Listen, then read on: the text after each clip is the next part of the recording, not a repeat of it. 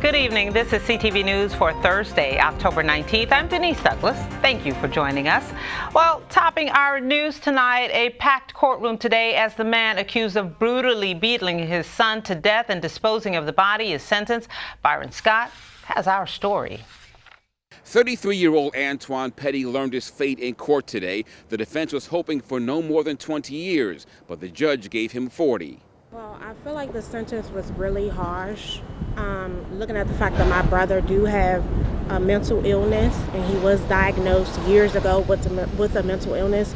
Antwon Petty's oldest sister, Charnel Campbell, came to her brother's defense both inside and outside the courthouse. She described him as a loving person, a good big brother who was not being treated fairly by the system. I feel like if he was a different race, I feel like it would have been all over the news in the media that he had a mental illness. This was the prosecution's response. The family knew that he was mentally ill. I sure wish someone would have intervened before he had an opportunity to brutally beat and kill a 2-month-old defenseless baby. Petty was cast as an evil person who, while never charged, allegedly abused his own children, giving one, the prosecution said, a black eye, carving a cross onto the arm of another, and ultimately killing his 2-month-old son, Antwon Flemons, last September. He's crying because he has just been assaulted. He's upset. The defendant is upset. He grabs the child again, takes him in the balcony, and continues to punch him and beat him. Investigators say Petty and his wife Janice put the dead infant in their car and on the next day ran errands with the body still in the vehicle.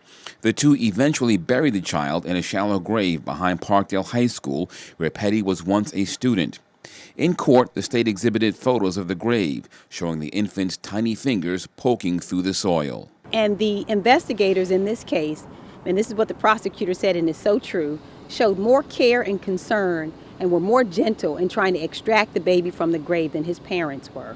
Antwon Petty spoke in court today. He said he never intended to kill his son and that he should have called 911 but didn't. He apologized to his family, including his wife, and asked the judge in this case for leniency. But what we must say is that the baby in this case was completely defenseless. Nobody came to the defense of this baby, not his family, not the government, not his parents. He was literally a defenseless baby. At 2 months old, he had no person to protect him. Also, Brooks says that Child Protective Services had been in contact with Petty. She couldn't say why the police were never notified regarding the other instances of alleged child abuse. I feel like the mental illness is a big factor to play in this case, and I feel like if he was getting the help that he needed, that we wouldn't be here today. Again, Antwon Petty given 40 years behind bars. As for his wife, Janice Petty, she pled guilty to involuntary manslaughter. She could face up to 10 years behind bars when she's sentenced in December. At the courthouse, Byron Scott, CTV News. Thank you, Byron. The suspect wanted in a Maryland workplace shooting has been arrested in Delaware. 37-year-old Ray D. Prince led police on a day-long manhunt after allegedly opening fire on his co-workers at Advanced Granite Solutions in Hartford County, killing 3 and critically wounding 2.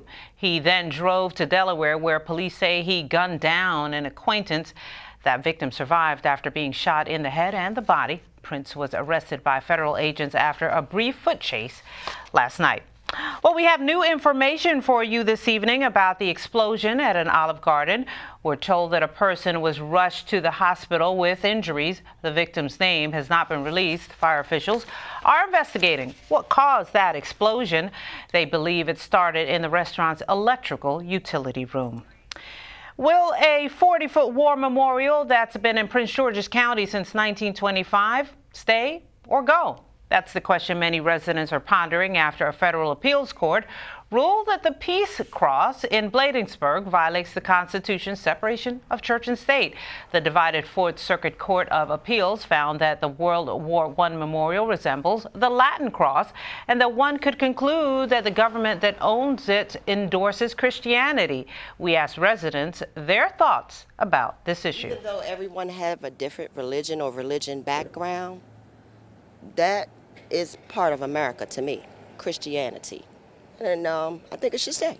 I think it can be moved and put in a museum. I think that's the appropriate place for a lot of the statues and memorials. So. How about you? I agree. So this is a particular one that you feel the decision was correct on?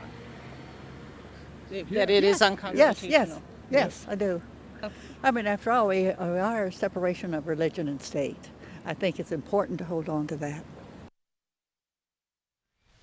The Peace Cross is located at the intersection of Route 450 and Route 1.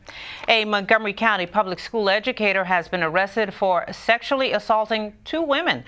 33-year-old Colin Black is a guidance counselor at Albert Einstein High School. Police say an adult woman met Black in March on the social media app Tinder and agreed to go back to his apartment. The 2 engaged in consensual sex, but Black conducted, or should say engaged in other sex acts without the victim's consent. Police say that the suspect committed the same act with another woman who he met on Tinder in September. Anyone who's had similar encounters with Black is asked to call this number here, 240-773-5400.